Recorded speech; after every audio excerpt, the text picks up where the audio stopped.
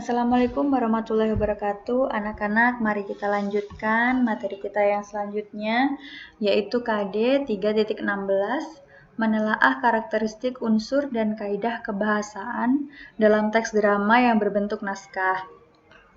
Jadi, materi kita yang selanjutnya ini adalah struktur dari teks drama dan juga kaidah kebahasaan dari teks drama.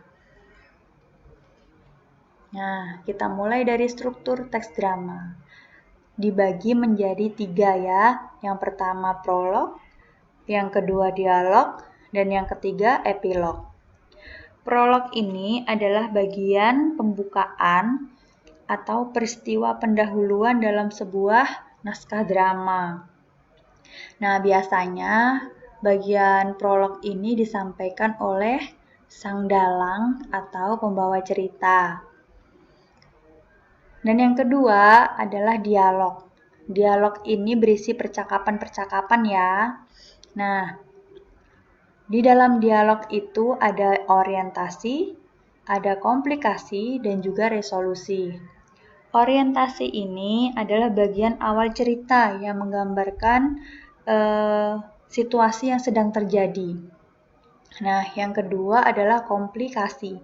Komplikasi itu adalah konflik-konflik atau masalah-masalah yang mulai muncul. Dan yang ketiga adalah resolusi. Resolusi adalah babak akhir cerita yang menggambarkan penyelesaian atas konflik atau masalah yang sedang terjadi. Nah, lalu yang ketiga adalah epilog. Epilog adalah bagian terakhir dari sebuah drama yang berfungsi untuk menyampaikan intisari cerita. Nah, jadi biasanya epilog ini juga disampaikan oleh sang dalang atau pembawa cerita dari drama. Dan ini selanjutnya yaitu kaidah kebahasaan drama. Jadi di dalam naskah drama itu tidak hanya ada strukturnya saja, tetapi ada kaidah kebahasaannya. Nah, ada aturan-aturan kebahasaannya. Yang pertama apa? Menggunakan kata ganti orang ketiga pada bagian prolog, misalnya mereka. Nah, jadi biasanya itu di bagian pendahuluan yang disampaikan oleh dalang, ya prolog, biasanya menggunakan kata mereka. Nah, biasanya selain prolog digunakan juga pada bagian akhir cerita atau epilog. Dan yang kedua, menggunakan kata ganti orang pertama dan kedua, dan juga kata sapaan. Jadi seperti aku, saya, kami, kita, kamu, dan juga kata sapaan misalnya anak-anak, ibu. Nah, seperti itu ya. Dan yang ketiga adalah menggunakan kata-kata tidak baku dan kosakata percakapan. Jadi di dalam naskah drama itu biasanya menggunakan percakapan sehari-hari.